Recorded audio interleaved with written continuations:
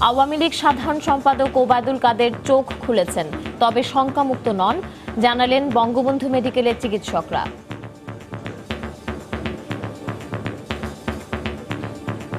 চোখ খুলছেন, কথা বলছেন, কিন্তু ক্রিটিক্যাল স্টেজই বলবো এখন। উইথ হাই সাপোর্ট এবং আইএবিপিতে উনি আছেন, স্টেডিলি ইমপ্রুভ করছে। হাসপাতালে দেখতে গেলেন রাষ্ট্রপতি ও প্রধানমন্ত্রী। দলীয় নেতাকর্মীদের ভিড়, দোয়া চাইলেন দেশবাসীর। আমাদের মাননীয় সাধারণ সম্পাদক জনাব ওবায়দুল কাদেরের জন্য আপনারা সবাই দোয়া করবেন। দেশের যে কোনো হুমকি মোকাবিলায় সেনাবাহিনীকে প্রস্তুত থাকার নির্দেশ প্রধানমন্ত্রীর। রাজশাহী সেনানিবাসে 4টি রেজিমেন্টকে তুলে দিলেন জাতীয় পতাকা। নাইকো দুর্নীতি মামলায় আদালতে হাজির হয়ে কারা কর্তৃপক্ষকে দুষলেন বেগম জিয়া। বললেন, আগের তারিখে তিনি প্রস্তুত থাকলেও আনা হয়নি।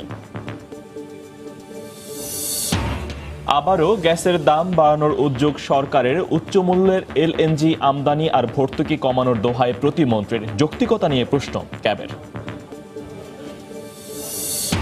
দুদকের হটলাইন 106-এ অভিযোগের অনুসন্ধানে মিলল বিমান ও সিভিল এভিয়েশনের 19 খাতে দুর্নীতির খোঁজ। প্রতিমন্ত্রীর হাতে প্রতিবেদন, ছাড় না দেয়ার হুঁশিয়ারি। এবং পুরান ঢাকায় কেমিক্যাল গোডাউন উচ্ছেদ অভিযানে আজও বাধা।